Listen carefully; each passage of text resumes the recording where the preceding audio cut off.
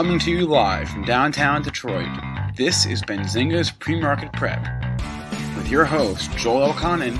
This is a volatile puppy here, isn't it? And Dennis Dick. I'm bidding a penny. I will buy the stock for a penny. With everything you need to start your trading day.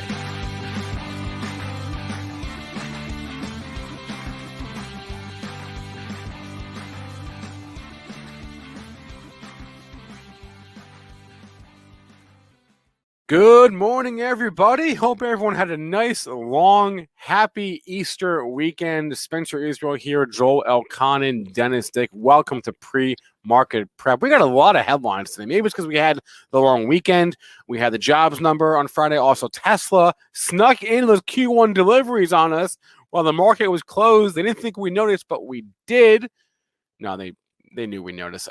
Tesla, Q1 deliveries, GameStop doing an offering. Facebook had another data breach, so a lot of headlines to talk about on today's show. Two guests on our docket, Tim Quast, who's the founder and CEO of ModernIR and Market Structure Edge, will join us at 8:35, and then Matt Hammond from IPO Warriors will preview the week in IPOs for us at 9 o'clock. Today's show is also sponsored by Market Structure Edge. It is the first decision support platform for traders built on market structure. Try the new way to trade for free at marketstructureedge.com. The link is up on the screen there. Smash that like button, hit subscribe, show us some love on whatever platform you are watching us on. We appreciate that. Let's throw it to Joel now, and Joel will update us on how we are doing in the overnight trading session. Joel, good morning. Good morning, Spencer. Happy Monday. We're trading up. Some people may think, and your platform may tell you we're trading up 5 handles, but that's not the case. We actually closed at 44.010. So we're up 22 and a quarter handles. I can't believe these platforms can't figure that out from Thursday's close. The high is not 40.34. The high is 40.38. We hit that just after the jobs number. And Joel, I want to interrupt you. This is why SPY, once again, this is why SPY is better than the futures, because SPY incorporates all of that. It doesn't worry that we had 2 days of trading the futures and SPY at zero. We've got it right there. I mean, you can't trade it, obviously. Yeah, what good is if you can't trade it? Who wants to be trading on the sun on East? You can't be trading on Good Friday. You got to take a rest sometime. It's sacrilegious. Yes, exactly. I think that's in the New Testament, actually. I come in this morning and I see my SPY up 0.56%. I know exactly what the market's up. I don't have to do funky math on the futures to try to figure out what the market's up. I know it's up 0.5%. So this is why SPY once again trumps the S&P futures. Now you can continue, Joel. You're starting already on Monday. And I'm glad. You know why? Because this is like this week, I'll put up with you this week, and then I don't have to put up with you for an entire week. And I'm looking forward to that. I don't have to hear you ramble on. I'll probably hear it in my ear. Anyways, back to the markets. What do you mean you don't have to hear me for an entire week? Are you going on vacation? I am going on vacation. Is that allowed? We're in lockdown in Ontario. We can't go anywhere in Ontario. We're in full lockdown here. We are like worse than we've ever been. More cases than we've ever had because they decided we didn't need vaccinations in Canada. We're in full lockdown. It started yesterday.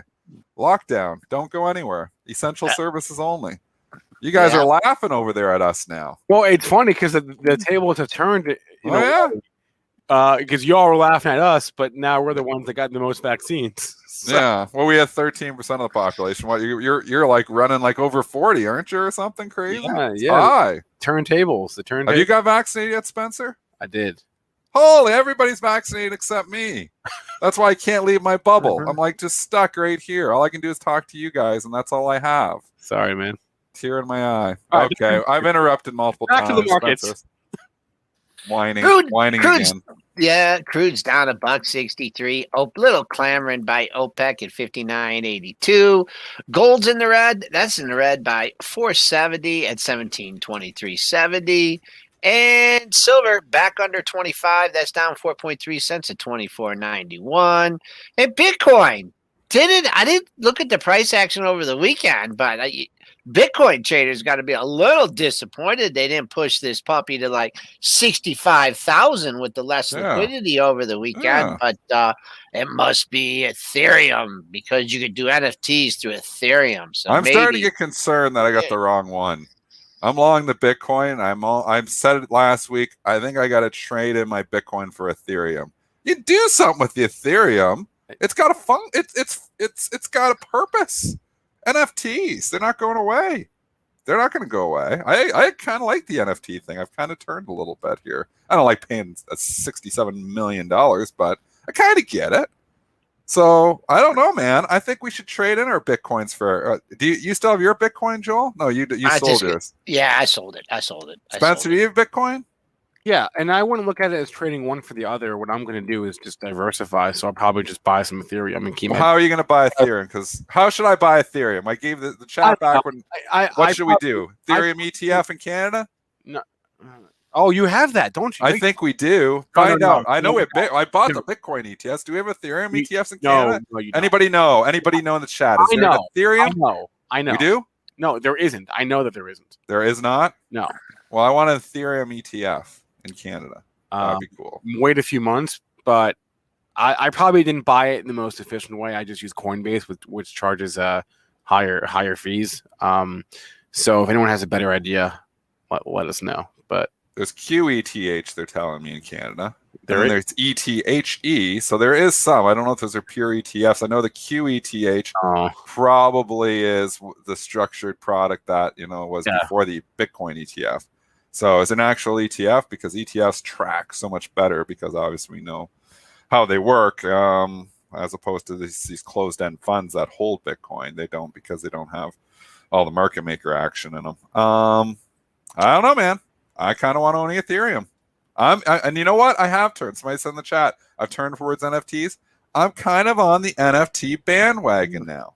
It's I don't know. I just kind of warmed up to it all of a sudden. I've warmed up to it. So anyways, we'll talk more crypto. We got to talk stocks though.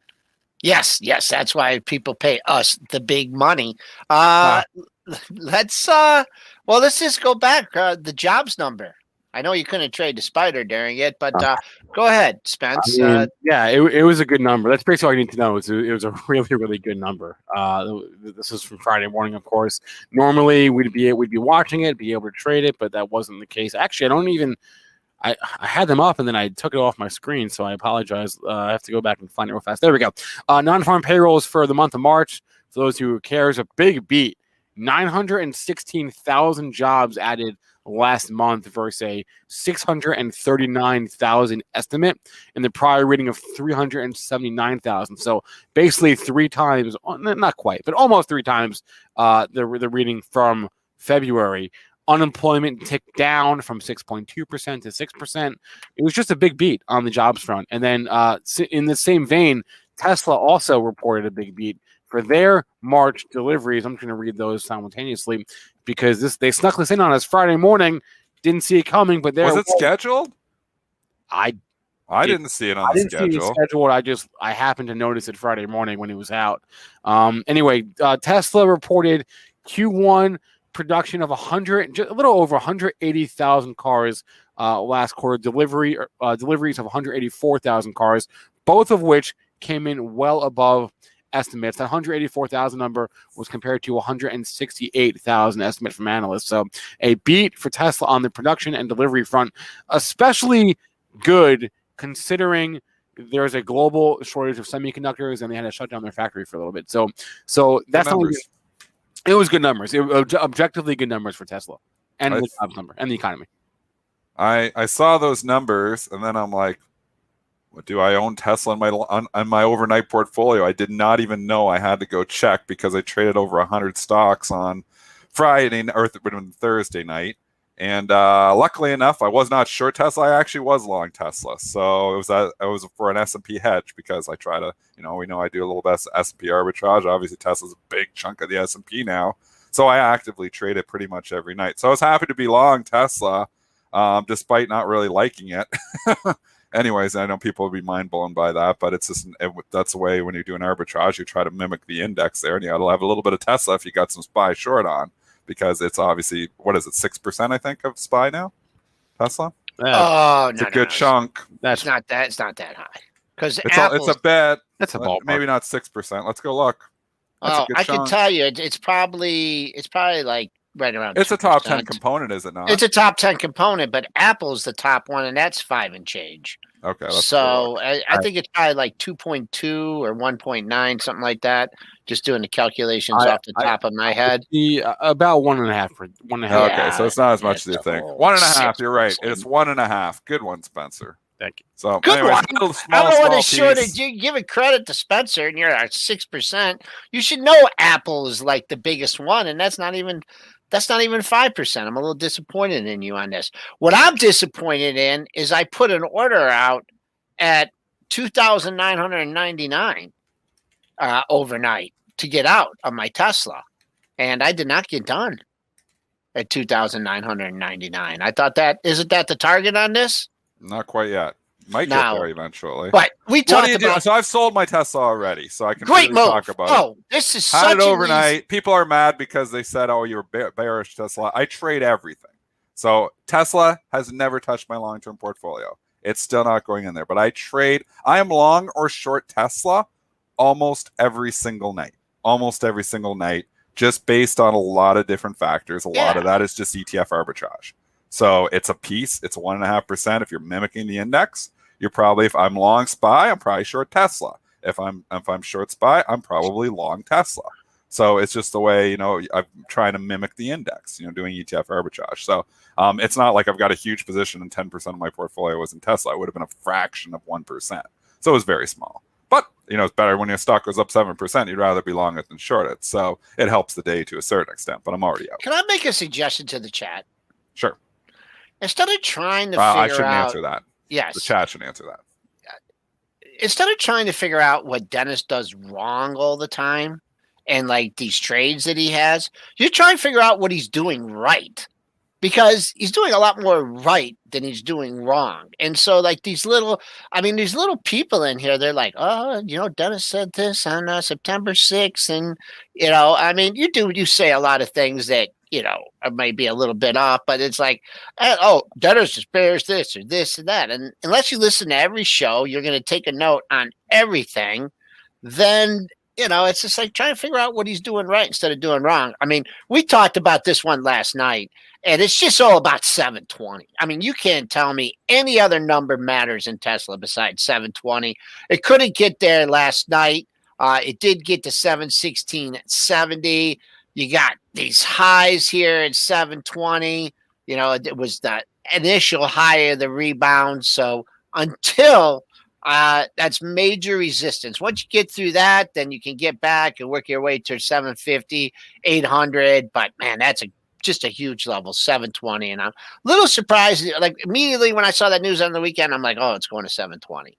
And it didn't. I was wrong. It went to 716.70. I was wrong. It's 4 points off. Yeah. It's a huge area. Where's the 50% retracement of the move? That's always fun to talk about. That's 724. So you're right there. So you haven't had the 50% retracement of the move. What we're talking about is the full move. We obviously were up at 900.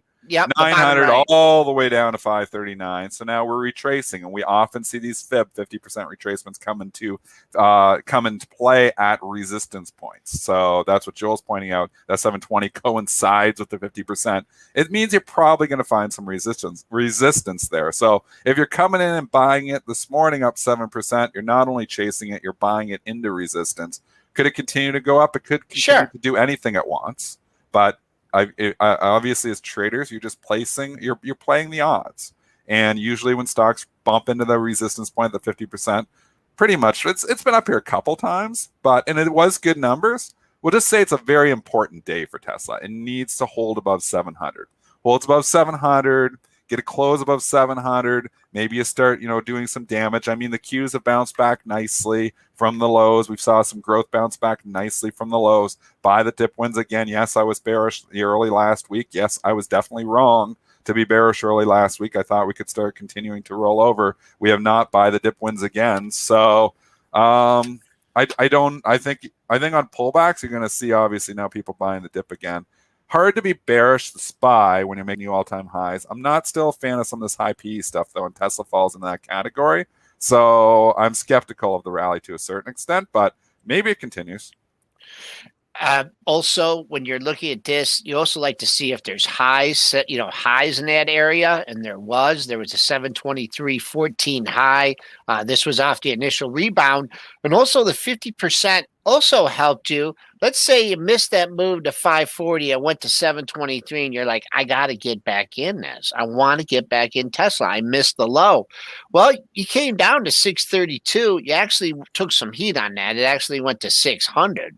But when you're talking about a $800, $700, $900 stock, I mean, 20, 30 points on a swing trade wouldn't be, out of the realm of possibility. Also, when it came back up through that area, if you just would have had a little 632 buy stop in there, then you would have got, you would have had a gap up day on Wednesday, but you still would have been long the stock. So there's a way that you use the 50% both ways on Tesla. Tesla is 4% of the Qs, so it's a bigger chunk of the Qs, and I just realized why I had Tesla. When you go back 4 days, you're trying to think, what was I doing? And I had a huge Q short position, so I needed some long. Obviously, I'm long Apple. I need to be long some of the others when you're short the Qs. I probably was short the Qs because we had that wicked rally. I'm starting to remember back to Thursday now. You had a pretty wicked rally there. So if you're short the Qs, you want to be long some other hedges against it. Tesla's good hedge when it's 4% of the index. So now I'm remembering why I was long Tesla is because I was short the Qs. Fair enough. We forgive you. I don't know. I was 6. I had the 6% number in my head, though. It's only 4%. So I was wrong on that, too. So wrong on both fronts here. Wrong index, but that's okay. As long as you got the hedge right. Well, I was short SPY, too. Yeah. I was short SPY. I'm short Qs. I was short IWM. I was short. I was short all the index longs, all the stocks. If that makes any sense at all. People are like, why do you do that? Must have been an inefficiency from Thursday night. I can't remember. It was too long ago. A long time ago. Long time ago. I can still remember. Okay, what's the next one? Do we give the Before people? I start singing? Do we give the people what they want? GameStop. Yeah. All right, let's give them what they want. They want GameStop. No, I am not long GameStop or short GameStop. I very rarely trade GameStop. Why? Because it's not in the S&P. It's not in the Qs. If it is in the XRT, and that obviously rebalanced. But not as much because it's rebalanced to a certain extent, so you don't see the movement that you did before. Where we see, why is XRT not tanking? Because they did rebalance it there at the end of the quarter, so it's not as big of a chunk now. But holy mackerel, we got an offering here. What they're giving the market what the market wanted. Kramer's been asking for it. Everybody's been asking for it. And they're knocking it down. Spencer, what's up? Yeah, finally, 3.5 million shares. An at-the-money offering, which just means that they could do it over time, meaning they could offer the shares over time or sell them over time. But 3.5 million shares, we obviously don't know a price yet. They're going to do it for, they were as vague as all these filings are. They're going to use it for general corporate purposes. They're going to transform the balance sheet, transform the company into an e-commerce business, blah, blah, blah, blah, blah. All you need to know, 3.5 million new shares potentially coming into the market. That's it. Triple D, I'll let you don't want to talk GameStop? I mean, this is just the random walk theory all over this stock. If you don't know what the random walk theory, it's just exactly what it says. The stocks walk randomly, and you cannot predict the move minute to minute, day to day, week to week. This is a random walk stock. There really is no way to really predict where GameStop is going. We've had some setups, and yes, we've had some good calls, where, okay, it's not going down. I would say where we are right now, it's more random walk. Yes, it's down because of the offering, but interesting enough, if you do the math on this, and it's not big. It's not huge. It's not like the AMC proposed offering, which was going to dilute the float by 100%. I mean, this is literally just, or by 50%. This is literally just 3.5 million on how many shares outstanding? I looked this morning. I think it's like 70. Is that right? Yeah, so you're talking a 5% dilution only. So proposed 5% dilution, they're hitting the stock down 13. So in this case, the ARBs are actually overshooting. I think they have fears of the Viacom situation probably maybe going through their head, where obviously we know Viacom had a small dilutive offering, and then we saw it completely implode. So all of a sudden, the market, which wasn't even spooked on offerings 2 months ago, is now very spooked when you get an offering. And in this case, a GameStop down 13%. This is significant, significantly more than what the dilution should say it should be down. The way we calculate that's 3.5 million over the outstanding shares to come up with a roughly 5% figure, saying, okay, well, if they're diluting by a proposed 5%, shouldn't the stock just go down 5%? Well, it's down 14. So, but again, this is GameStop, random walk. Well, can do whatever it wants. It's a little more if you go by the float, right, which is obviously a smaller number. Okay. Where it floats like 45 million shares, so it's a little more if you go by. And remember, float is just all the shares available to trade in the market. Yeah. Shares is all outstanding is all the shares that exist, right? Yeah. So shares that are restricted or whatever. But so it's a little more if you go against the float figure. That being said, though, it is still not what I would call a huge offering. It's not nothing, but it's not huge by any means. So again, random walk theory. I have no idea where the stock is going. I would say it's oversold right now compared to where the arbitrage would say. So that would make me so inclined to buy it. But because it's GameStop, I'm not buying it. It can go anywhere it wants. It's completely random. I think I'll retire from doing levels on GameStop. It's a tough stock. Yeah, especially in hindsight. I was reading the New York Times did some really good reporting about the Archegos, however that's pronounced, that blew up with there's a lot of money. Yeah, but anyway, they had this nugget in there that this guy through swaps ended up controlling like 10% of Viacom. Like he was the largest shareholder. Yeah, I know. And we only found out because he got over his skis and got a margin call. But like it just goes to show we have no idea what is really happening out there, right? Like Viacom tripled in a couple of months because one dude decided to buy like a lot of swaps and control 10% of the just push the price, push the price. Exactly. And then the push stops, and then he gets caught, and then he gets margin called, and he's being forced sell. They said Goldman, is selling the stock. Morgan's selling the stock, going in because they have to. You get margin calls. They're not in the business to lose money. So they're going in and hammering the stock. Get him out. He's too big. And then you see what happened. So the complete collapse on it. I mean, you know what no one's talking about? What? Okay, so this guy lost how much? How much was he up? I know. Why did he not ring the register of that? I wish he just would have given me a call. I mean, when that 85, blocking some profits. I mean, come on, man. I mean, I'm sure the options markets aren't that liquid, but man, just put some offers out there, dude. He must have just thought he could keep driving it. He must have just thought I can keep driving the price. I'm not sure what kind of benchmark he's chasing there, but there was long-term Viacom bulls that were very bullish at $30 a share, and they were on CNBC. I remember when the thing was 90 and saying, we've lightened up because this is just ridiculous. It's just gotten to a point of ridiculousness. When your stock, this is a good thing for a buck. When your stock price just gets to ridiculousness. Yep. It's time to ring the register. And I mean, everybody will point out Tesla because it kept going. But Tesla. A lot of stocks get ridiculous. You can't go wrong. Like when your stock price just gets way overdone and way overshoots. I mean, same thing with Rocket. When it went from 20 to 40 in a day, 2 days, it's time to lock it in. I mean, it's time to let's get out. And we'll get back in eventually. If Rocket continues to rocket up to $50, $60, $80 a share, so be it. There's always another train going. But when your stock doubles in a day, take the profits. That's what I would do. Take the profits. Yep. So anyway, it just goes to show you really don't know who is on the other side. GameStop, everything is random, but GameStop is as random as they come. Random walk theory. There's just no way to know with this thing. So you don't know if Reddit's going to interpret that as good news and drive it up. You just don't know. So. And people are saying, well, Rocket's going to continue higher. But look, if you would have sold your Rocket at $35 or $40, you can rebuy it right now at $22.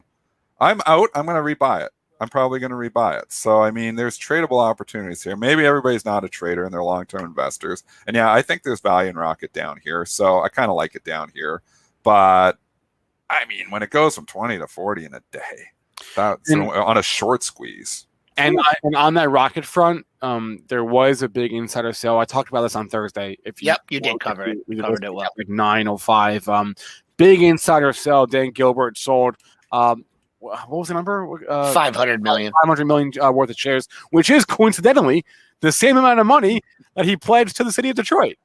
So that's a good guy right there. I don't know. Yeah. He's not selling for a yacht. He's selling to help the D. We love Dan Gilbert. That's it. Yeah. So nothing really. We say all the time. There's one reason to buy, a million reasons to sell, and that is one of them. I hope Duggan doesn't turn it into 250 million. All right. Let's give him the benefit of the doubt. Enough of the we'll see. So, let's go to Facebook here. Another data breach disclosed over the weekend. This one, I believe, was from Business Insider on the ones that broke the story. Nothing to No big deal. No big deal. Only 533 million phone numbers, leaked onto the dark web. But great. Facebook was now I have to change my phone number. Facebook was like, yeah, this is from a thing from 2 years ago. We already patched it up. All right. I'm glad it's fixed. I hope that they don't have my phone number. The 500 million phone numbers. It's like everyone. No, that's a lot of people. I guess there's billions of people on Facebook, but that's a lot. Yeah. This high odds, your phone number is out there. And the fact that they made it a point to say that any quote like low level hacker could find it, is that me? Do I qualify as like a low level hacker? Like they made a point. I didn't know you were into hacking. Well, they made a point of saying you don't really need advanced hacking skills to access this data, which I don't have any of. I have no hacking skills. So maybe like why would they admit that? Well, no, it wasn't Facebook that admitted that. It was the report. But yeah, I mean, it was available for free. You know what I mean? So, Facebook said they patched it up, but it just sort of gets to the point of how many of these leaks have there been over the years that we don't know about. I don't know. Cover Barron's as well. Barron's now calling it a value stock because of WhatsApp. What else do they have? Let's take us back to like a decade ago when Barron's called the stock a $15 stock and they put the thumbs down on the cover. That was the bottom for Facebook. So now that they're putting it on the cover, is this potentially the top? Maybe. I don't know, man. I don't follow Barron's on Facebook. Barron's is pretty good, but when they make Facebook calls, I'm a little bit scared. Big level, 304, the high, back from the summer. On Friday, 302. We're down a little bit here because of the hack. Obviously, if it didn't have the hack, it'd probably be challenging that 302, 304 level, though. That's the line in the sand. That's the line it needs to get through. There is value here, so I do agree to that extent. I mean, the PE is reasonable, and the growth is not bad. So this is a definition of GARP, growth at a reasonable price. We know growth at a reasonable price is back in favor. I'd be a buyer of the pullback, but not 298. I'd like it better at 280. This one's had a big run, held up extremely well when the other growth tech was getting beat a little bit. So it's had a big move. I don't know if I could turn around and just get bullish here. Maybe it'll get some kind of pullback. But the way this market's been acting, you had your pullback. Look at all those Look at all those days, the opportunity they gave you down at 255, 256. So I don't know. Maybe you'll get institutions reloading up there. Maybe if you get that same kind of formation on the upside, rolls over a little bit, but man, oh man, hard to get a starter position here at 298.32. Let's go to some more movers for the morning here. Acadia Pharmaceuticals, ACAD, down about 20%. They received a complete response letter from the FDA regarding their treatment for hallucinations and delusions associated with dementia. So the FDA just saying the drug is not ready right now for approval. Wow. We know we never liked that letter. When you see that one, it's an automatic sell usually. What happened back in March? The stock got halved and now it's getting hammered again. What was there something? Similar news, I bet.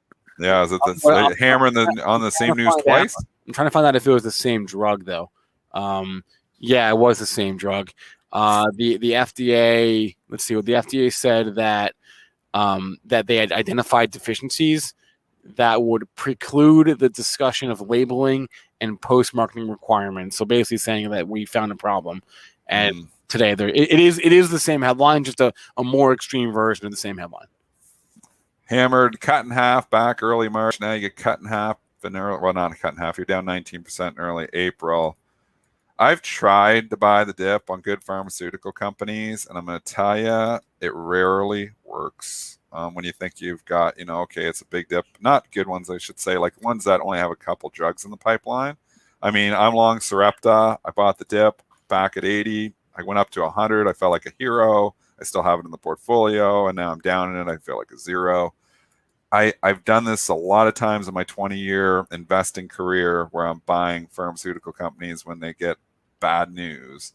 And I'll tell you, if they're big companies like Lilly, Merck, Pfizer, you seem to do okay. Bristol Myers.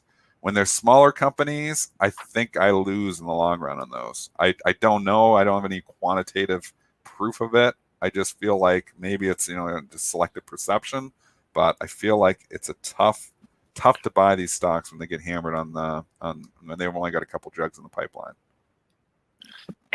It's trying here. It's right at the lows of the session here. So you got the people caught from that 45. They thought they had the dip. It got to 30. Hard to trade it technically. I think you'll find a bottom, may find a bottom in this today at some point. And let's see a monthly low. If you wanted to be a cheapo, maybe throw a bid out there at 16.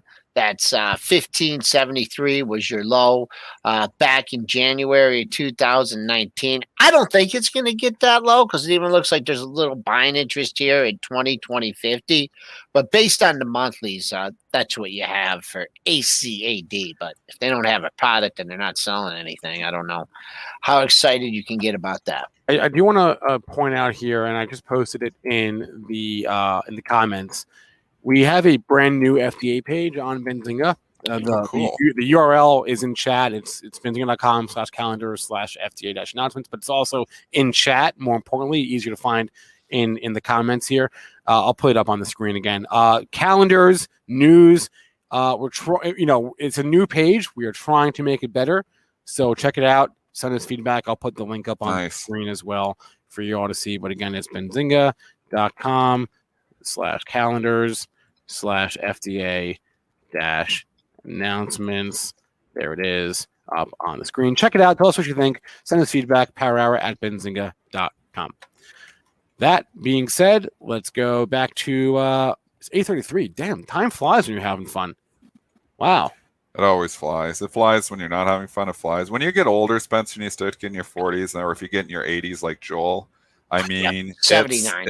Time flies so fast. It's like, it's a spiral. And, when you're a little kid and the days seem like they're going to last forever, you're waiting for Christmas to come. And it feels like there's no possible way it'll ever come. It's like December 2nd. There's no way I can possibly even get to December 25th. Or you're sitting in school. Oh, there you go. I was just going to mention that one. I'm in grade 2 and I'm looking at the clock and it's like, it's going backwards. The clock is going backwards. Now all I do is fight the clock. And I'm like, all day I'm fighting the clock. So I think as you get older, time just goes faster. So, here we think about, I'm in midlife, but I'm really maybe at the end of my life because time just goes so much faster when you get older. So that's my depressing stat of the day. Do you remember the Beat the Clock TV show? You are dating yourself something fierce right now, Joel. No, I didn't. Was it? Okay.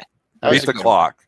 Yeah. Yep. I remember the Price is Right game with the little clock. Chat will help. You know what? Our chat, we have like a closet older chat. We really do. You think you got these young bucks in here, but like the Jetsons. I mean, the Jetsons went over huge. Oh, no, we're not talking the Wait Jetsons. a minute. Wait a minute. According to Wikipedia, the last episode of Beat the Clock aired in 2019. What? Yeah, they did. Oh, they so did. this is recent. Oh yeah. no! I've never even heard of this. It was a revival. It was what years were Beat the Clock on? 1950. See, Joel, you're so dating yourself. This is 70 years ago. Beat the Clock. How do you remember these things? You were like only 5 years old. Yeah. My dad was still in the army then, but Beat the Clock. let's find out if Monty Hall even did a little bit of hosting on that for a while too. He's good. That I wasn't like as good as Let's Make a Deal. no. But, All right, let's bring on our guest here. Tim Quast, founder and CEO of Market Structure Edge, joins us every other Monday for Market Structure Monday.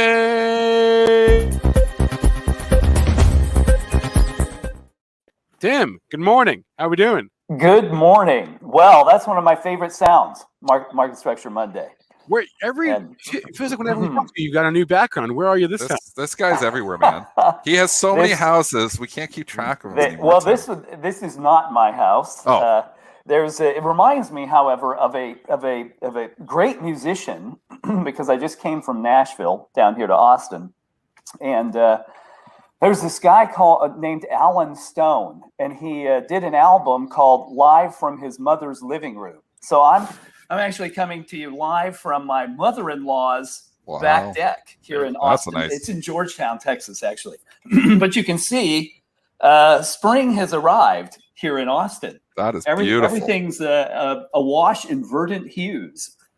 Wow, that is beautiful. Yeah. My trees have no leaves, unfortunately, in Georgian Bay. No leaves up here, but it looks beautiful down there. I'm jealous. Well, and to finish your beat the clock theme, You don't remember that, do you, Tim? I do not. So Joel, apologies that I do not recall that, but a great version of it happened in the Gonzaga game. Talk about beating the clock. Oh my goodness. That was unbelievable. That was fantastic. Where's James Mann, the guy that was someone in the chat, they asked for symbols, Dennis. They asked on Friday or Thursday, they asked for UCLA. Of course they did. Is that mean? And I railed that guy. Mean. We kicked him out of the chat. Out of the chat for We that. kicked him off the That's YouTube. We canceled his Benzinga Pro. Yep. Well, there have to be consequences for stuff like that. No question. That's tough, Joel. Tim, what's on your radar here this morning?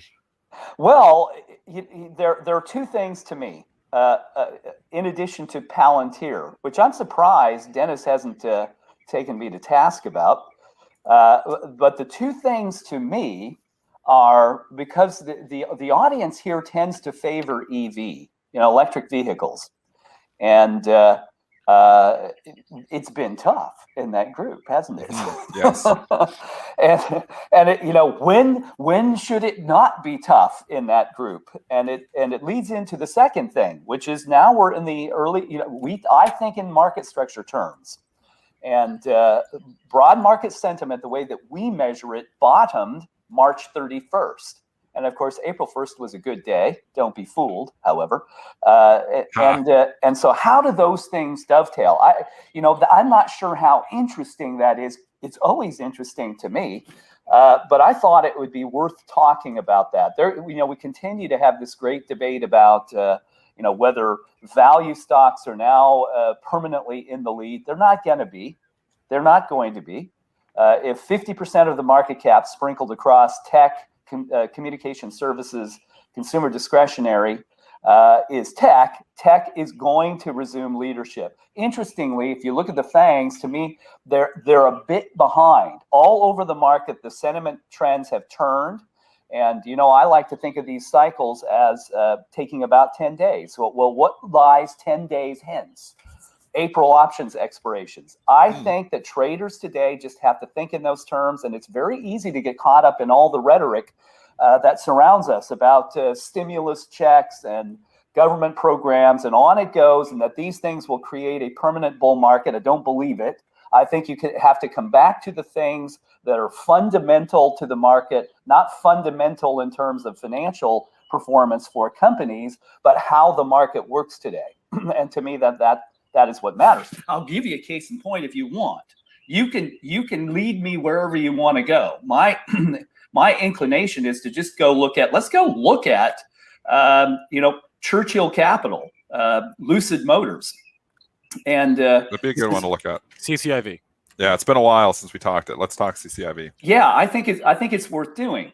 Particularly since if there's some news that maybe the retail sector of the market is a bit in the doldrums. By the way, if you're listening, you can come do this. Just go to marketstructureedge.com. You can sign up for free. There's no credit card required. And you can see the same stuff that I'm seeing here. So I have, of course, Benzinga April 5th on my screen, but I put Lucid in here because I think it's interesting to look at. It's a 1 out of 10. And the way that I think of the market is everything waxes and wanes from overlove to underlove, to use Nick Shaheen's description for it.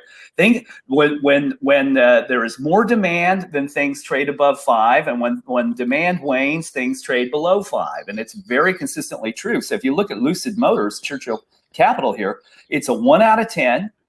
Short volume below 45%, very attractive. This is the challenge with Churchill. It only trades $3,000 at a time. So it's tough to get in and out of. It's interesting that active money is back in it. It's in the consumer discretionary category. And sentiment is bottom. So I look at this purely from a market structure standpoint and say, wow, this is very interesting now. If you want to make money in something, you leave when sentiment is taut and begins to slide, get out there, and then you return when sentiment rises above, begins to tick up and rises back toward 10. The trouble in here is options expired here. And this is where all over the market, this Archegos Capital thing occurred. And you could see it right around the 19th that the banks all bet short. And why this matters, if the banks lose, we're in trouble. The banks lost in 2008. Here versus Archegos Capital, they've got 6 prime brokers. And I'm talking about the headlines last week, folks, where this hedge fund had a disaster and its positions in Disney and Viacom had to be sold. We can take a look at those. But this, to me, presents opportunity. Early in the month, money looks around for, well, what do we want to do? Sentiment is bottom, short volumes right at trend. These things, that to me is what matters. It's not whether Lucid is delivering on its promises in the short term. It's whether it's attractive from a market structure standpoint. Yeah. I mean, I kind of don't mind the technicals on this one either. I mean, you have a level now. 2040 was the low back. Me and Joel like the levels where we just look at the chart. And 2040 back to March the 5th. You challenged that, recently, and we've held those levels. So we did not make a new low on the move, which is good news. When you don't make a new low on the move, you're telling me sentiment is bottom. So everybody's kind of, seems to be as bearish as they want to be on this thing. It doesn't mean it can't get worse, but at least have an out. I think, if you're buying it here, you stop yourself out below 20 and you say, hey, maybe it's just a turnaround. Maybe you could have a little, a little turnaround in the stock price. So. Somebody that I think everybody forgets about that is in this group, and no one ever talks about it, and yet it really delivers returns, is Eaton. Eaton is it's loosely in this EV group, I'll grant you, but talk about a great stock to trade. When it's above 5, see this is a scale. It's a 10, just banging against the ceiling, ticks down. That's where you leave. And when it ticks back over 5, which it just did, that tends to be a great time to own it. It consistently produces good returns when it rises above 5, and nobody talks about it. It's actually an excellent company. It's very strong. It's got great liquidity, $11,000 per trade. Short volume's very low. The trend is up. Even though it's a 6 now, remember, you get your returns above 5. That's something I think people aren't thinking about. So I would point, we're talking about EV. Sometimes you go where people aren't, and you get your better returns there. That's been working too, and 2.18% dividend, reasonable price earnings ratio here. So it's a little bit falls more into the value camp, which is obviously stocks where the market has gravitated to over the last month and a half. Even sitting up near the highs. Chart doesn't look bad. I love buying stocks near the highs because new highs beget newer highs. So if this thing can break out over that 142, I think you're giving us some good ideas here this morning, Tim. Could be, and I'll give you another. Since Disney has been in the news, clearly not an EV play, but I wanted to show you how this destructive bet for Archegos played out. So on my screen, if you've never seen these weird charts before, folks, this is short volume. Short volume is the percentage of trading volume coming from borrowed stock. It is the supply chain in the market. But when it jumps above trend, here's what happened to Disney. Short volume shot up to 50% right at options expirations. That will always tell you that the counterparties for the bets have bet short.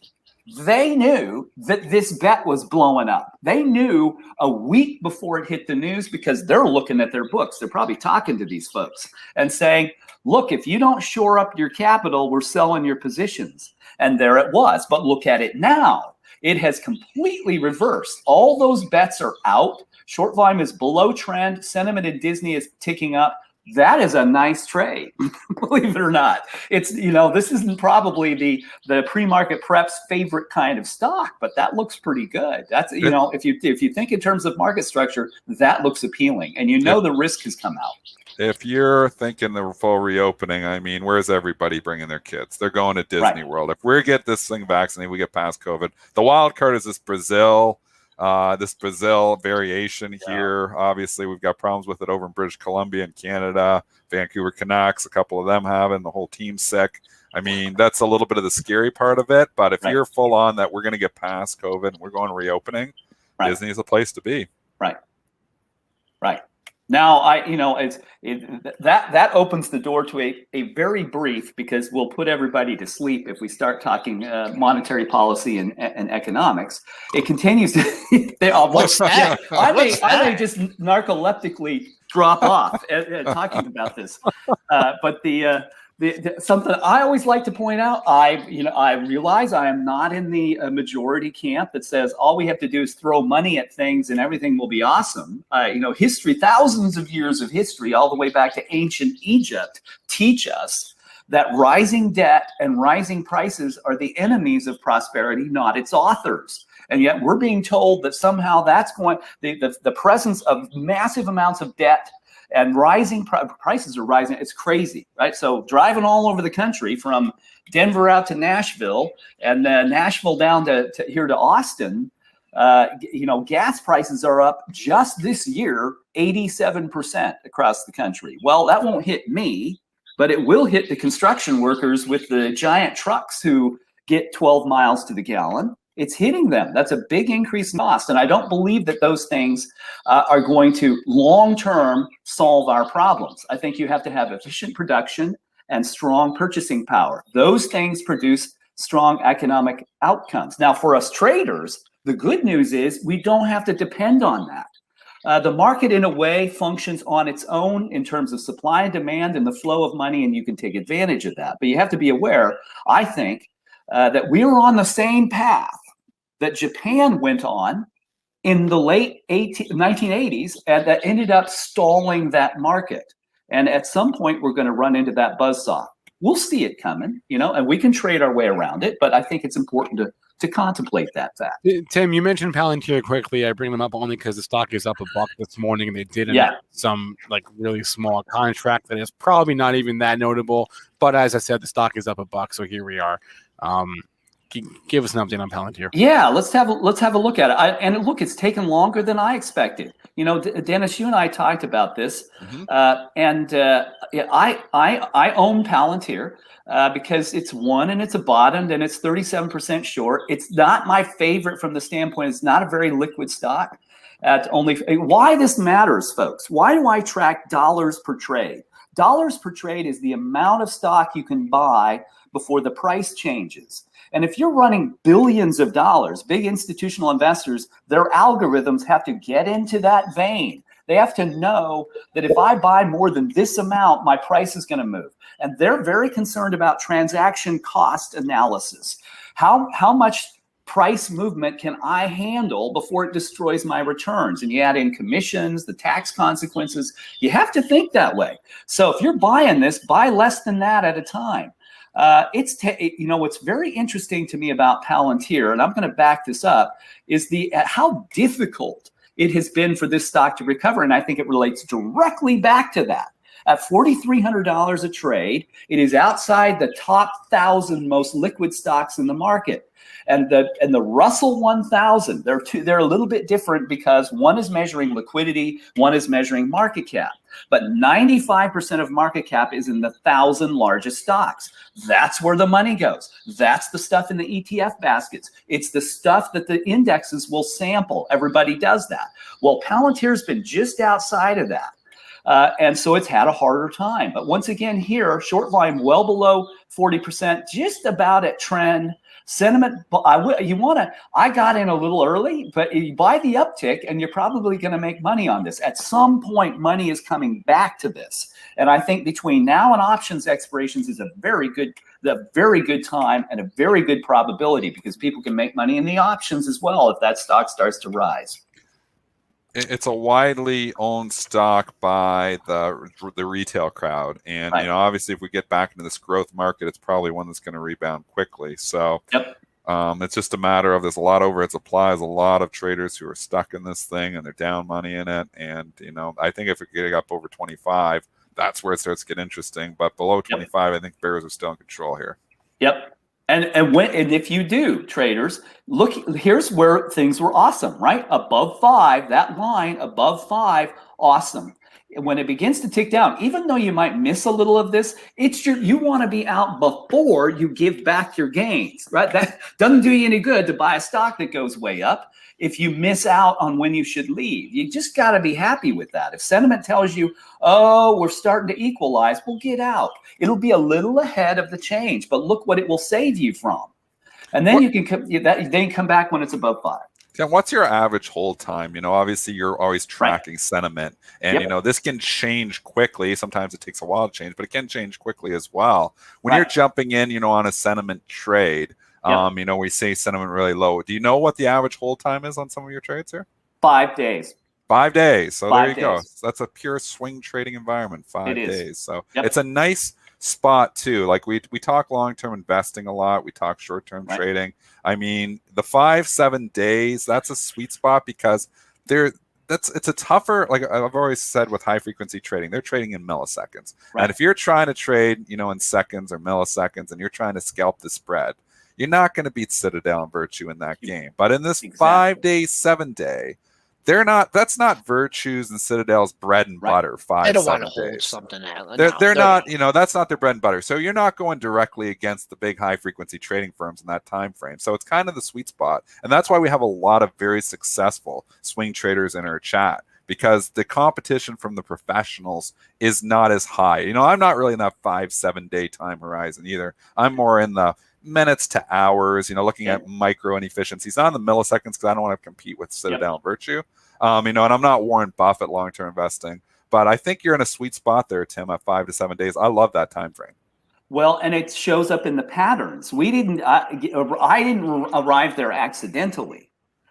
When we were examining this data a decade ago, right after the Reg MS changes, right, that changed everything. And look, I prefer a long-term market. I wish that we were about long-term capital formation from an economic standpoint or from a capital formation standpoint. But we don't have that. It's if 90% of the trading volume in the market comes from something other than rational thought, then your pursuit of long-term buy and hold returns is going to be diminished by the odds. You have a 1 in 10 chance maybe of that working. And that's why we do this. And when we looked at the patterns of change over time, we could see institutional money come and go. And the most recurrent pattern is a 5-day pattern. That's how long it takes money of size to move. They don't have any choice. All right. So that's something we can surf as retail traders. Tim Quast joins us every Monday as the founder and CEO of ModernIR and Market Structure Edge. I put the link up on the screen before. It is back up on the screen now. MarketStructureEdge.com to see that platform and to see market structure sentiment. Tim, always a pleasure. We'll talk to you next week. Good to see you guys. From a different All state. right. Thanks, All right. Tim. All right.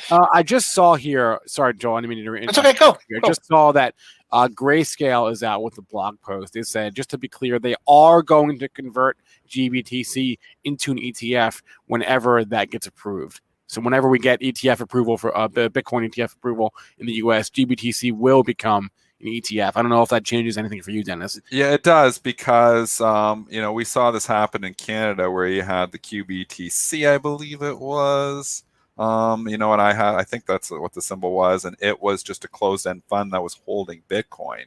And there is in the prospectus that opportunity for them to do it as well. But what we saw was when the Bitcoin ETF came out in Canada, QBTC immediately traded to a discount on their holdings of Bitcoin because it's a closed-end fund that isn't going to track it as well. So obviously an ETF is going to be superior because you have the market maker action that can do the creation redemption that, you know, Tim has talked about a lot of times on this show to keep the prices in line. A closed-end fund doesn't have that mechanism, so it's not going to track it as well. So GBTC, if it just stayed as a closed-end fund just holding Bitcoin, would be an inferior product to an ETF. So being able to convert to an ETF means that GBTC may not trade to a discount on the news of an ETF approval in the States. So it's good news if they actually have that intention to just convert it over into an ETF. And Joel, what were you going to say before? No, we just moseyed back up to that high that we made Friday morning, 4038. We just matched that. We're trading at the highs of the pre-market session. So I had talked about that 4038 number, and we're right back there, right back at the high, up add another 17 and a half on that. So we're up 27 and a half handles here going into the opening bell. GME is rebounding a little bit from those lows, so they are looking and saying, "Hey, 5% dilution. We're down 13." They listen to you, Triple D. Well, the ARBs might be coming in here and just saying that's a little bit overdone. But again, it's GameStop, so where are you grabbing the fundamental value from? So on any given day, you know, the thing's going to move around too. But the ARBs will look at that and say, "Wow, only 5% dilution here. Why are we knocking down 13? We'll buy a little bit." So I think you have a little bit of arbitrage moving that price up a bit. Let's do some questions from our chat. Do some ticker time. Drop those tickers in, and we will take a look. I saw someone just dropped in Google. I don't know if we actually looked at Google or have looked at Google for a couple of days here. But it is the only of the FANG stocks that's actually doing something. It's breaking out to new highs. Yeah, and this stock, this is if I take out the SPY and my long-term portfolio and take out the Qs holdings and the SPY holdings, which are the biggest holdings in my portfolio, Google is right near the top. Yep. And this is a stock that has just been an unbelievable performer for a long time. Its growth at a reasonable price. And you look at the performance over the last 10 years, it's been fantastic. So I don't see any reason to get bearish Google when the stock's trying to break out some all-time highs. I like it. I still like it. This acted different than some of the other FANGs. After the earnings, it had the gap and go, and it held, and it just refused to go under 2,000. Had that trading range between 2,000 and 2,100. And now I think you made a new all-time high on Friday. Let's see what this all-time high is. So our 2152.68. We are trading above that right now. Didn't hit that on Friday. So keep an eye on 2152.68, and then I don't know where your old-time closing high price is, but it looks like you're sure to improve on that today. Nice consolidation after the earnings, and now a breakout. Let me try. I'm trying to find some stocks that look different, charts that look different. UWMC. That one's not one we've talked about for a couple weeks on this show. Maybe. I'm long it. So I actually did buy it down here. It had the big move. I've played this a couple of times. I had this and I got out on the spike and sold averaged out around 1050 on the spike back in early March. I thought this could potentially be, a catch-up trade with RKT, and it was. So that worked out well. It's come all the way back down to where it was. It's got a decent dividend. I kind of like it. I don't know what it is. It's in the swing trading portfolio right now, but I'm not against putting in the long-term holdings either. 5.1% dividend. The CEO was on Kramer a couple weeks ago. It's the first time I've really, I've seen the CEO talk about the company. I kind of liked what he was saying too. So I don't mind it down here. You're at support. I mean, it's an ugly chart. It's going to clear downtrend. So, it's kind of counter to what a momentum trade would be. But we know I'm a little bit of a contrarian investor at heart. I kind of like it. I've had it for about a week. Yeah, with this stock and also Rocket, it's just, man, interest rates are this. I mean, this is like probably the best possible environment. You had a pandemic. People are looking for houses. Interest rates are low. Yeah. It just, it's just, why are these things just ripping? You know what I mean? I don't know. It's a good point. This is an environment for them, and they really can't get off the mat. UWMC or RKT cut from the same cloth. They're going to move together to a certain extent. Both Michigan companies. I mean, both local and. I mean, you get Michigan the love. We're blue. yeah. So I don't know. We'll see. I mean, if you get any kind of uptake in interest rates, which everyone is predicting except for Jerome Powell, I don't know. It's just Yeah, you're not in good love with environment. this. Yeah, I'm not in love. That's why Not we in have a love. market. Yep. Couple people mentioned Corvo, QRVL breaking out new highs. Apple play here too. When stocks are making new all-time highs, that's what you want to be in. The stocks that are leading us out. It's not a. Last time I looked at Corvo, it's been a while since I looked at the fundamentals of it, but it's not ridiculously priced either. And you can throw all those other stocks in the same category. Skyworks Solutions, SWKS, it's up $4 this morning. Cirrus, could go into Cirrus Logic, CRUS. There's a bunch of them. Never be short the tequila maker. Never be short. Of course, Joel. There you go. Oh, I never really thought of shouldn't have made Corvo me as laugh, a but it tequila did. maker, but they do make some pretty good Apple components. That So shouldn't have made me laugh, but it did. no. All right, we better move on. All right. PaySafe. They all want PaySafe. Oh, do one. Obviously, this is the BFT convert. It's only had 2 days of data since it's converted over to PSFE. Yeah, we're looking at PSFE. Some props. We got to give some props out to who was on last week. Yeah, that was saying, it was Sean. And when Sean Udall was on, he was saying, well, if they give this, the little bear raid that they do when they convert over, the thing could get whacked down. And it was trading at around 15 and then went down to 13.5. So Sean absolutely correct on that. They did knock it down. It did not make a new low on Thursday, and that's good news, 1380. So it's trying to find some support here. It's been, a stock that's obviously was a SPAC, and SPACs have been out of favor. But you've got some support down here in the 13 area. So if you want to take a shot, you maybe you lean on the low from 2 days ago, 1350. Yeah, there's really not two levels like in the in the same. This chart just seems like do whatever it wants on like every single day. I guess you had three tops here, but basically, what you got? Did you get to almost 20 on this one? 1957. The low was around under 10. I don't know. Just looking at this and looking at all the Mish and the Mosh here, I think you get above 15 and you hold 15. I think you got a little better trade going on because you've had your highs come down substantially over the last two sessions. So I don't know. I'm just going to ballpark it. I'd say get some sustained closes over 15. Looks good. All right, we got over 2,000 viewers and just about 300 likes. Not good enough, everyone. Smash that like button, please, on YouTube. Joel, like us for your first time like ever. us. He's never liked the show before. We will all like the show. You can't do it if you're like a co-host. I do it. I do it. I started doing it every day. So one of those is really not real because it was me, and it's our own. That's okay. Let's bring on our next guest here. Talk IPOs. We'll recap last week, preview the IPO slate this week. Matt Hammond from IPO Warriors joining us now on pre-market prep. Matt, good morning. Good morning, guys. Talk to you again. Good afternoon, wherever. I know you're way ahead of us. Yeah, I'm in Kiev, Ukraine. So right. That's so right.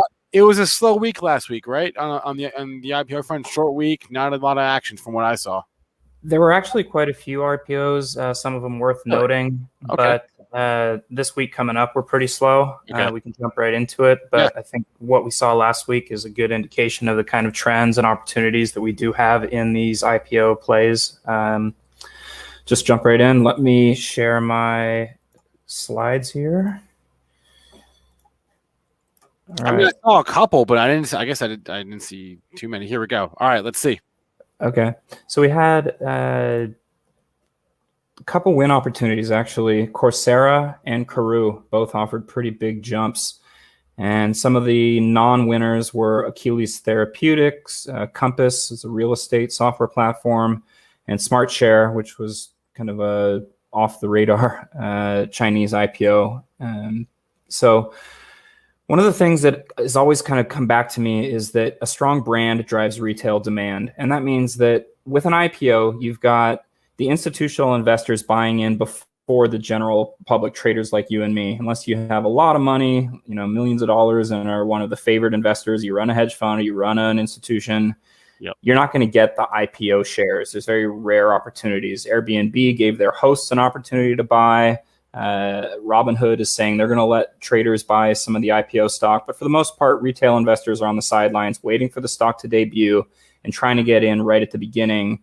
And if there's retail demand, then you'll see the stock go up. We certainly saw that with Bumble. We saw that with Roblox. We saw that with Airbnb. All of these IPOs debuted and they went up from the open.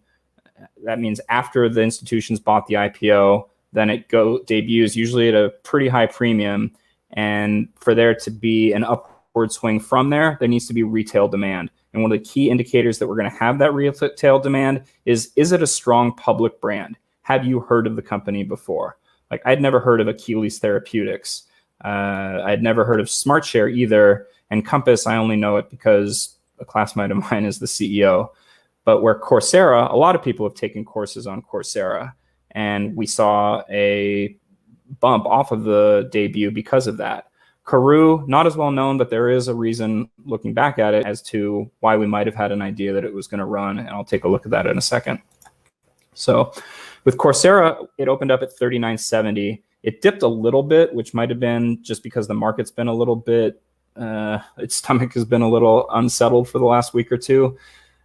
So putting in a stop loss to protect the downside would have robbed you of the opportunity to take a win. Sometimes you just have to trust the brand and say, okay, this is going to come back either on the second day or by the end of the day. I remember Unity, for example, dipped pretty hard out of the gate, and then the next day came all the way back up and then ran from there. And there's some other examples of that as well. Coursera actually kind of went on a huge run. Once it came back to VWAP, it just blew up to about 45 by the end of the day. And when you see that run going into the end of the first day, there's a pretty good chance that the headlines overnight are going to bring attention to this stock and pump it up the next day. We see a second day run on a lot of these. I remember Lemonade, Big Commerce, NCNO. A lot of these had big second day runs. And it just makes sense. People have heard of the company, but they're not really paying attention to the IPOs. They read the news the next day. Coursera jumps in IPO. They go, I better buy that. I know Coursera, they're really good. And then you see this second day just run all the way up to 56. So if you played it perfectly, which is nearly impossible, you had an opportunity to take up to 40% win on that.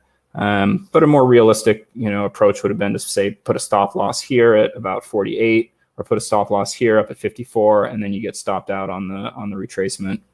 So it's currently at 45.78, which means, except for this first kind of 30 or 40 minutes here, you had almost no heat, which is a pretty easy play if you can get through that first little leg there. And again, we had brand recognition.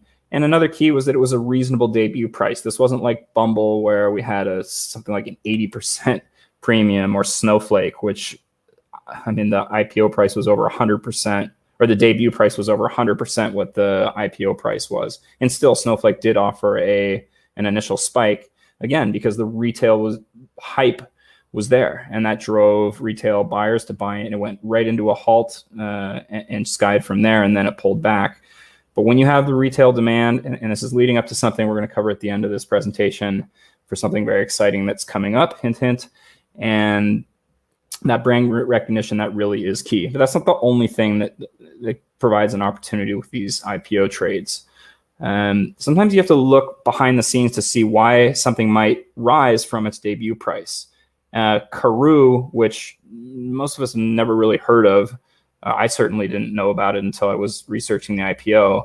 It's an uplisting. This is a car fleet management program that was pretty big, I guess, in Europe and in South Africa is actually where it's based. So this was an uplisting from the Johannesburg Stock Exchange. And this IPO was 4 million shares, which is a really low float. And the IPO had been priced at $47.52, which is a very specific price. And they give this on direct listings. I tend to stay away from direct listings because they're very hard to understand compared to an IPO. And in this case, it was priced at $47.52 and opened at $29, which kind of, if you were paying attention to that $29 was announced about an hour before it debuted, you would have said, oh, well, that's a pretty big gap. There's a lot of room to fill there. Maybe I'll take a play on this. And if you'd gotten in at the open at 29, held through the first few minutes, you had no heat. It just went straight up. So if you said, okay, well, my stop loss here or a stop loss here, I mean, you had so many opportunities. Even if you missed the peak, you could have held it to an exit with a pretty nice win. So I like Karoo. I didn't play this one. Just wasn't paying attention to it. I kind of shy away from uplistings, but maybe something to pay attention in for future uplistings.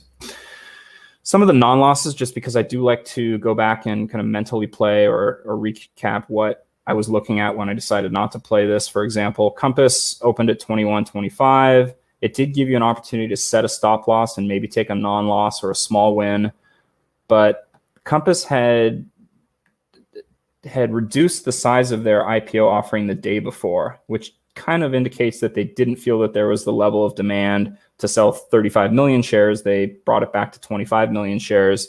And that's sort of a red flag to me to say, maybe there's not as much demand as they thought there was. Without that strong retail demand, it's probably not going to run. Maybe I just, hold off on this one. It's better to miss some opportunities than to take losses. Losses will kill you. Wins, you're going to miss some, you're going to make some. The key objective over the long term is to string together a bunch of wins, keep growing that pile of money that you have, and you're not going to go broke taking profits, even if they're not the biggest ones. You can go broke losing money. So Achilles Therapeutics, I usually stay away from biotech because I feel like the general public sector doesn't understand biotech, me included. I read them all, and they all sound kind of the same, especially these are cancer fighting compounds. They're usually they're in clinical trials or they're preclinical. I can't make sense one way or another of them. The week before, there were 3 biotechs that did do pretty well. And so I was interested in at least tracking this one. And I told myself, okay, if we get a big dip, way below VWAP, way below RSI 30, maybe I'll take a little position and try to swing it. But I just didn't get that here. You see RSI took a little dip below 30. I just didn't see any real entry points until the end of the day. And by then we had pretty scarce momentum. I mean, not much volume here. So, you just got to take a pass on this. And I'm glad I did. It's, I think now trading at like 16. So opened at 18 and just didn't give you any opportunities to play anything really. The next thing I want to touch on a little bit is these Chinese IPOs. These have been really wild and they're kind of unknowns. It's almost purely gambling. This one I did play and I'm taking a little bit of heat, but I didn't take a big position. I just kind of like to be into it. And this does those little charging stations you see at restaurants. And I've seen these before. I lived in China for a few years and I remember seeing these. And I just think they're piggy banks. They're little piggy banks. They've got millions of them throughout China. Maybe not a great pandemic play, but with these Chinese IPOs, it really has almost less to do with the fundamental business and really just looking at what some of the Chinese IPOs have done. In this one, it dropped pretty fast to 9 and you just kind of stuck. There's no chance to really get out at a win. You could have waited, but again, it's not that the company itself seems interesting. I just want to show you what some of the Chinese IPOs have done. One of the first ones to really get everyone's attention was this WNW, which back in December, and they do Chinese traditional medicine. They do organic food products in supermarkets. Again, I don't think that's so much important, but for some reason, after the first day opening at 798, it jumped up to like 30 to 40, then it jumped up to 70, 80, and then ran up to 160. And there's really almost no rhyme or reason other than it just caught the momentum play and just went on an insane ride. And now it trades at $10 a share. So there's no valuation. It's completely detached, but it's not the only one that's done this. After this, I think people started saying, interesting. If the Chinese or whoever's pumping these things is going to drive these up to insane valuations, why not get in and see what happens? And I was able to play a few following that for some really good profits. RLX, it's the largest e-cigarette company in China. This one opened up at 22.34, ran up to about 28 by the end of the first day. The next day, PreMarket hit up to 37.30, and I was able to get out at about 33, I believe, at the open of the next day. So in at 22.34, out at 34. It's a pretty nice profit for a one-day swing trade. Another one, TIRX. This one was absolutely nuts. It opened up at 1645. I got it right on the debut. It traded right into a halt that halted for 3 hours, which is incredibly abnormal. And I just said, okay, I'm going to get out of this. And I set a limit order to sell out, I think at 19. And it ended up getting filled at 49.99. So, I mean, that was a huge win. Yeah, you're sitting around all day waiting for it to open, and you really don't know what's going to happen out of the halt. But the stock has since gone up to 91. And this is since January 27th. It's some kind of insurance broker for the Chinese market. And the valuations on these Chinese companies, it's like nobody knows what they do, so they just kind of go crazy. And we had another one, RAS, which is some kind of cloud communications software company in China. They opened at 27.57. This was just last February, and it ran all the way up to 59. Now it's at 12.90. So these things are kind of insane. You don't really understand where they're going to go, but these Chinese IPOs, some of them have just gone absolutely nuts. And the downside on being in something like EM, which I'm down like $1, compared to the upside of some of these, which have gone up 100% or 80% or more. It's an interesting play. And if you're willing to take a little bit of a gamble with it, keep an eye on these. Play them if you feel, don't play them with money you need, but they can turn into nice little wins here. So another one last week, UPC opened at 5:30, kind of sunk for 4 days. And now, then it went up to almost $26 on the fourth day. And just last Friday was trading into halts all day up at the, $8 range. And maybe keep an eye on it this week. It's got the attention. And these things have low floats and they kind of run crazy. So that's kind of recapping some ideas for where you might look for. We talked about playing momentum based off brand recognition to drive retail demand. We talked about the Chinese IPOs. This week is a pretty blank slate. There were some IPOs from last week that were withdrawn, including Intermedia Cloud Communications, Cultura, Flora, and Inspira. They usually don't give us too much information on when or what, when these are rescheduled to or why they were pulled. Intermedia Cloud Communications, they did announce that they were a little bit, they felt that the market was a little bit weak right now, and they wanted to kind of regroup and debut at a time when they felt the market had more strength. And some of these others, they're just smaller IPOs. They get pulled. Maybe they have some questions to answer to the SEC. Maybe they felt like the timing wasn't great. And some of these that I've been watching, like Flora, is a marijuana play.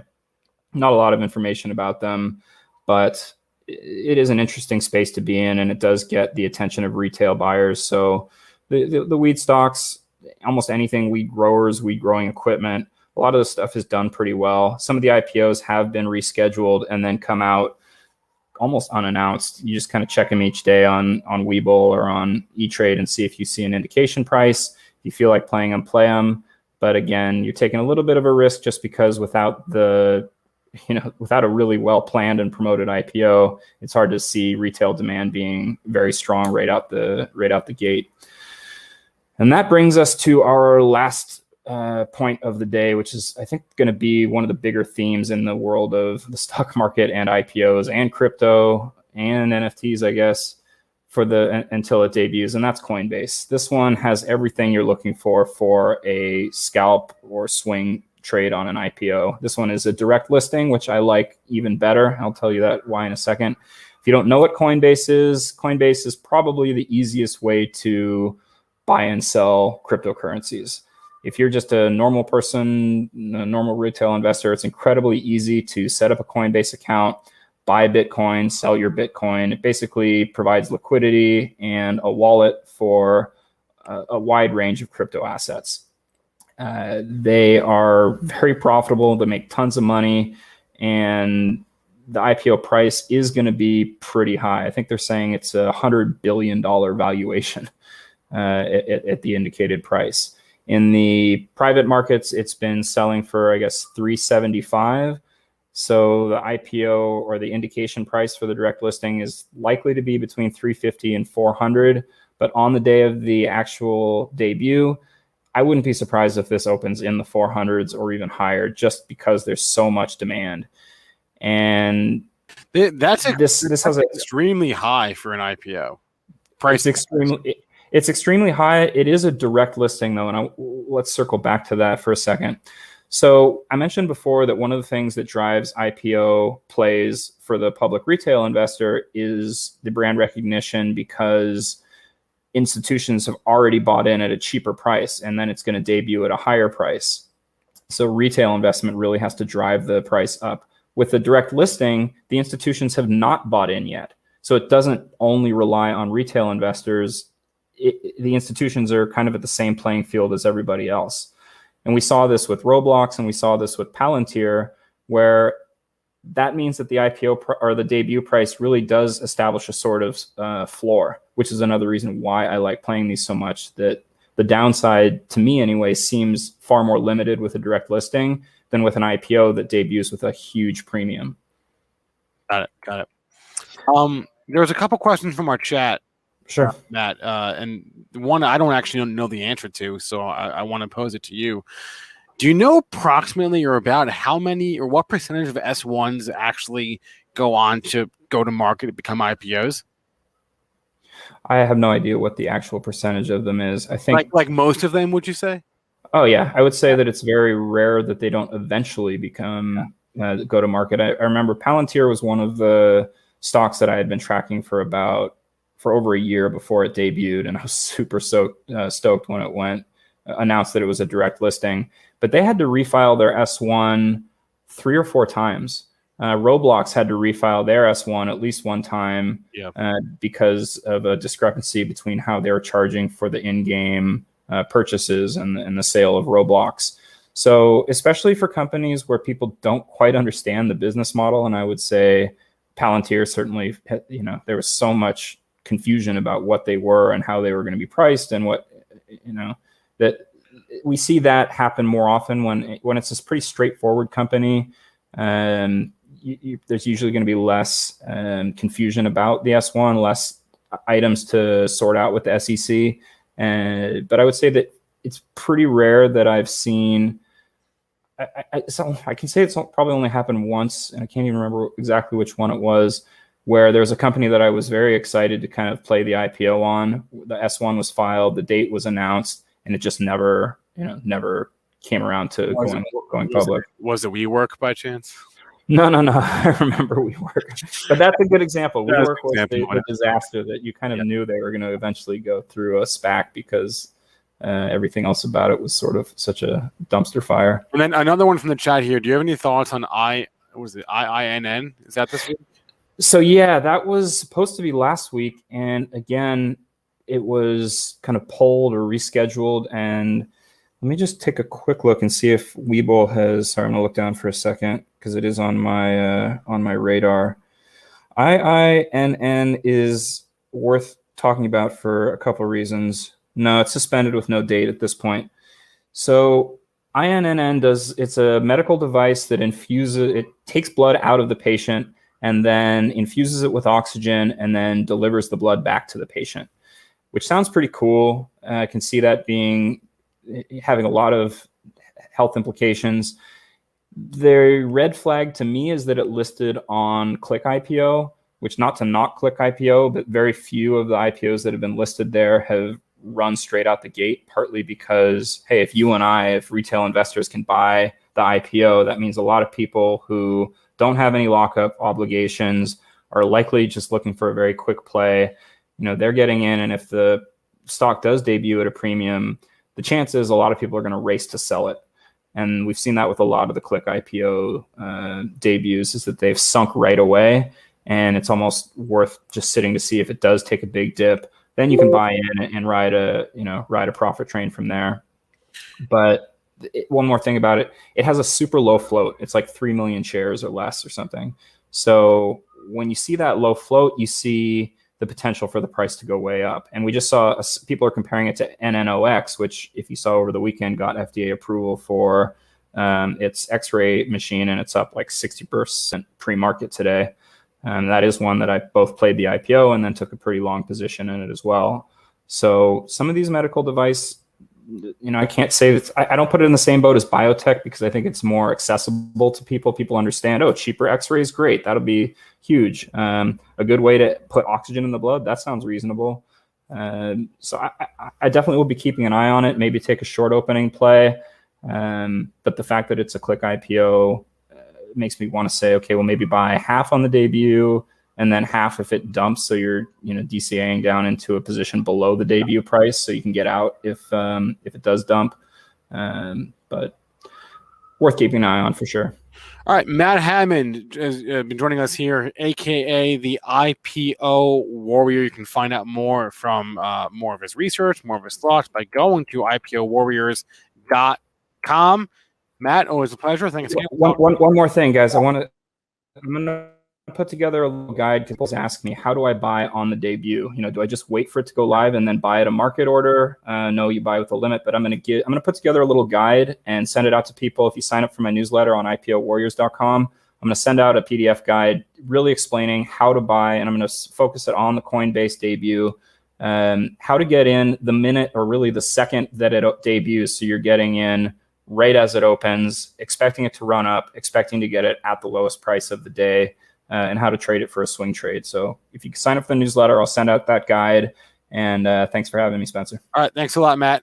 It is 9:26. Excuse me. That'll be a wrap for pre-market prep today. Please remember, all the information from our show is meant to be used as informational purposes only, not for investing or trading advice. Today's show is also sponsored by Market Structure Edge, the first decision support platform for traders built on market structure. To learn more, go to marketstructureedge.com. The link is up on the screen there. Once again, please smash that like button for all our guests, for Matt, for Tim, for Joel, for Dennis, please. And thank you.